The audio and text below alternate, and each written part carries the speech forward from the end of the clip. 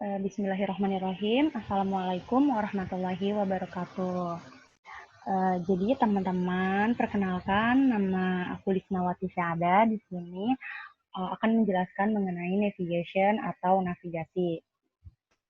Nah, di sini ada 4 pembahasan yang akan dibahas. Yang pertama itu definisi dari navigasinya, lalu yang kedua ada master navigator, yang ketiga ada sejarahnya, dan yang keempat itu ada perkembangan saat ini. Nah, yang pertama definisi navigasinya dulu. Navigasi itu berasal dari bahasa Yunani yang terdiri dari kata navis yang artinya perahu atau kapal dan agake yang artinya mengarahkan. Nah, secara harfiah itu artinya mengarahkan sebuah kapal dalam pelayaran. Lalu ada juga menurut KBBI. Yang pertama itu ilmu tentang cara menjalankan kapal laut atau kapal terbang. Yang kedua itu ada tindakan menempatkan haluan kapal atau arah terbang. Yang ketiga itu pelayaran atau penerbangan. Nah, ada juga menurut James, navigasi merupakan suatu teknik untuk menentukan kedudukan dan arah lintasan perjalanan secara tepat. Nah, bisa juga suatu kegiatan mengontrol arah perjalanan, baik di peta maupun di medan sebenarnya dengan tepat hingga sampai tujuan.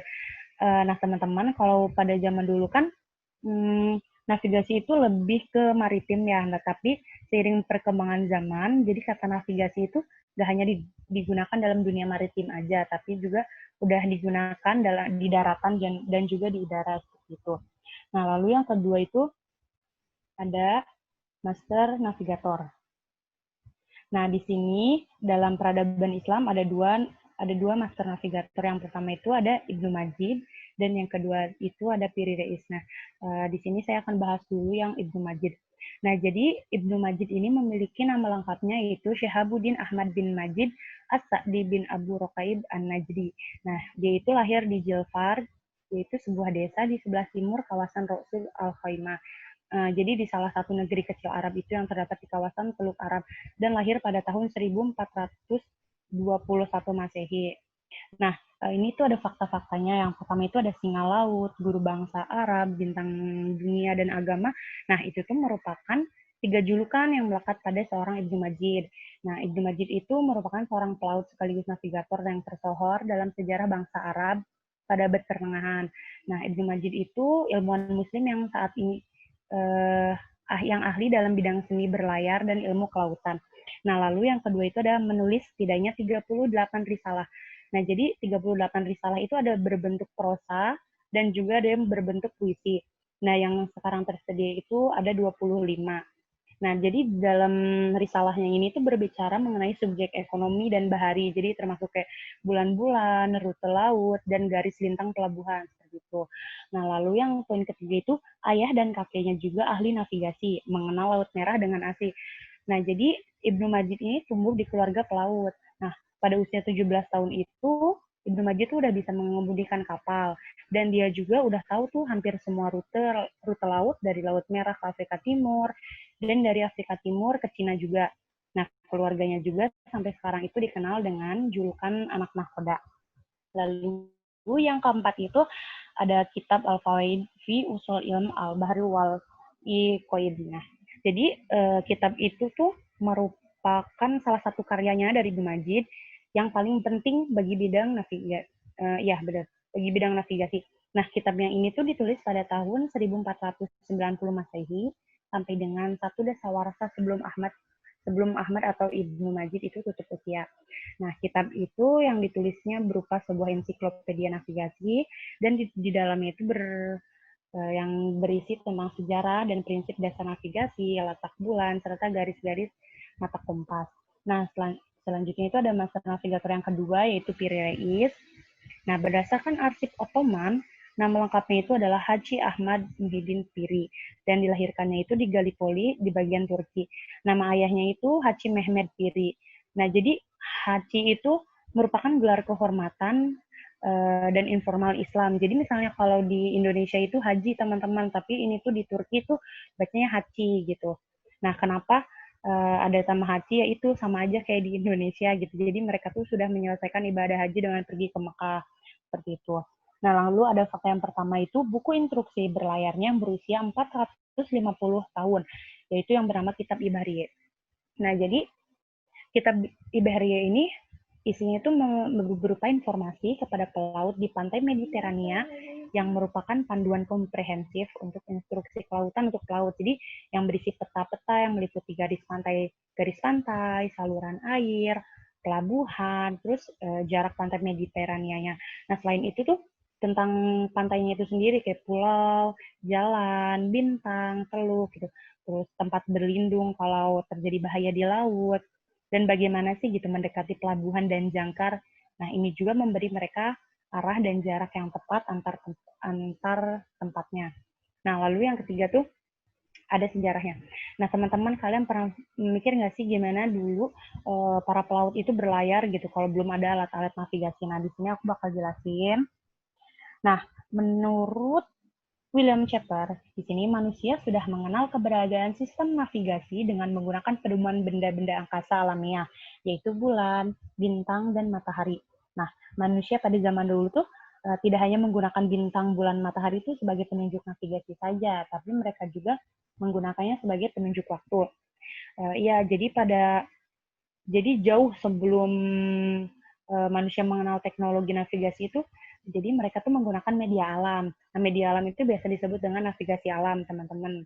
Nah, tapi dengan seiring perkembangannya zaman, ilmu pengetahuan, jadi navigasi alam itu bisa berupa gugusan bintang, gunung, pohon, sungai, mata angin, dan lain sebagainya juga. Nah, di sini ada peran penting navigasi alam. Nah, ada dua. Yang pertama bagi pelaut, jelas ya kalau pelaut tuh untuk mengetahui arah mana dan posisi mereka saat berlayar di lautan luas tanpa batasi. Nah, lalu yang kedua itu ada bagi petani. Nah, ternyata nggak hanya bagi pelaut, tapi ada juga bagi petani. Kenapa sih navigasi alam juga penting bagi petani?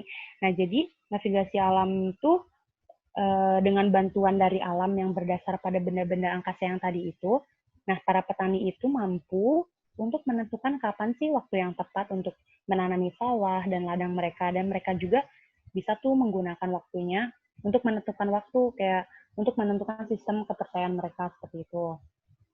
Nah, di sini kan kalau tadi masih menggunakan navigasi alam ya, nah di sini tuh udah mulai menemukan alat-alatnya gitu. Nah, untuk yang gambar yang pertama, ini tuh namanya astrolabe, teman-teman. Nah, jadi pada zaman dahulu, astrolabe ini digunakan para pelaut untuk mengukur ketinggian matahari, posisi bintang, dan untuk menentukan waktu dalam pelayaran mereka di tengah laut. Nah, astrolabe ini berbentuk bundar seperti yang digambar, dan berbahan dasarnya itu perunggu. Ukuran diameternya itu 17,5 cm dan sangat tipis, yaitu kurang dari 2 mm. Nah, astrolabe ini tuh ditemukan di sebuah bangkai kapal di kawasan lepas pantai Oman. Di bekas bangkai kapal Esmeralda itu diperkirakan tenggelamnya pada tahun 1502 atau 1503. Nah, kapal ini tuh merupakan bagian dari armada yang dipimpin oleh penjelajah Vasco da Gama saat berpetualang mencari rempah-rempah ke India.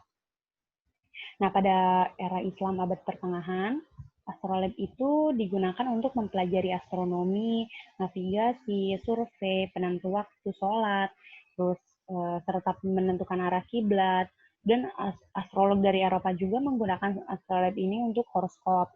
Nah, lalu selanjutnya ada gambar yang kedua. Kalian pasti udah nggak asing kan sama gambar yang kedua. Jadi gambar yang kedua itu adalah kompas. Nah, kompas adalah salah satu alat navigasi yang mampu menentukan arah keberadaan seseorang dan mampu menunjukkan arah. Nah, kompas magnetik itu ditemukan dalam karya Persia yang disebut Collection of Stories oleh Muhammad Al-Aufi. Nah, deskripsi mengenai penggunaan kompas magnetik ini tuh ada di dalam bukunya The Book of Treasure yang ditulis oleh Bailak Al-Fijaki yang ditulis di Mesir pada tahun 1282. Nah, teman-teman, jadi Ibnu Majid atau master navigator yang tadi itu ternyata pernah membuat kompas ini, dan akhirnya yang menarik Vasco da Gama itu untuk mengagumi kompas yang dibuat oleh Ibnu Majid, yang akhirnya jadi Vasco da Gama itu mengajak Ibnu Majid untuk mengikuti ekspedisi pelayaran yang akan dipimpinnya. Nah, saat itulah namanya Ibnu Majid itu semakin terkenal, tapi nggak hanya dalam dunia muslim aja terkenalnya, tapi dalam dunia barat juga kan. Nah, pada saat membantu itu, Vasco da Gama itu mengendalikan perjalanan laut dari benua Afrika sampai India. Nah, ya sekarang itu ada perkembangan saat ini. Nah kan kalau perkembangan teknologi itu pesat ya teman-teman sekarang gitu, apalagi manusia kan yang terus berinovasi gitu. Jadi bisa menciptakan terobosan baru dalam bidang teknologi, khususnya teknologi navigasi yang saat ini berkembang sangat pesat dan modern. Nah, yang pertama itu ada kompas. Kalau kompas kan udah digunakan dari zaman dulu ya teman-teman. Kompas itu seperti yang udah dijelaskan tadi. Jadi kompas adalah alat navigasi untuk menentukan arah berupa sebuah panah penunjuk magnetis yang bebas menyelaraskan dirinya itu dengan medan magnet bumi secara akurat. Nah, kompas ini tuh berkembang dari alat navigasi yang dikembangkan oleh manusia kan. Nah, dengan mengamati suatu magnet alami yang berada di dalam perut bumi. Jadi pada dasarnya itu kompas hanya dapat berfungsi itu kalau di mana kita berpijak itu terdapat unsur magnet teman-teman. Jadi yang akan memberikan tarikan daya magnetnya kepada alat kompas. Jadi kompas itu nggak bisa digunakan kalau nggak ada unsur magnetnya. Jadi kompas sendiri itu cuma bisa digunakan di bumi saja karena di bumi itu memiliki suatu medan magnet kan yang tertanam di dasar perut bumi. Nah kalau kalau kita berada di luar bumi, berarti alat ini tuh udah nggak dapat berfungsi lagi gitu. Kompas juga bisa dibedakan antara ada kompas magnetik dan ada kompas digital. Lalu yang kedua itu ada peta. Peta adalah gambaran permukaan bumi yang diperkecil dalam bidang datar. Jadi sebagaimana penampakannya dari atas dengan ditambahkan tulisan dan simbol-simbol.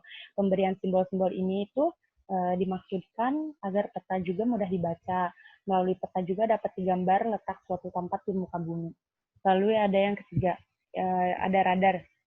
Jadi radar ini diciptakan itu pada tahun 1940.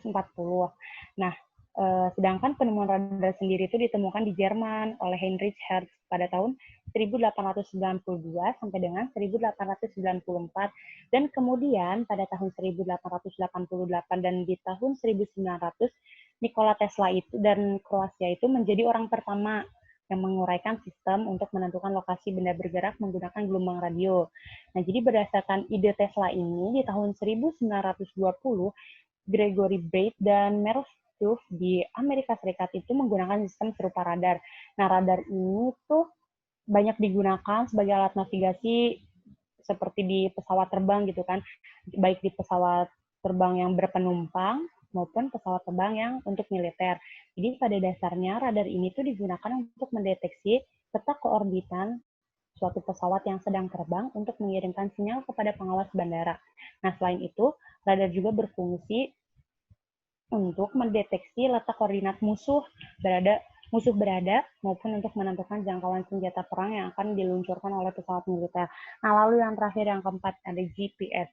Nah, GPS ini merupakan sistem radio navigasi dan penentu posisi yang menggunakan satelit yang dimiliki dan dikelola oleh Amerika Serikat.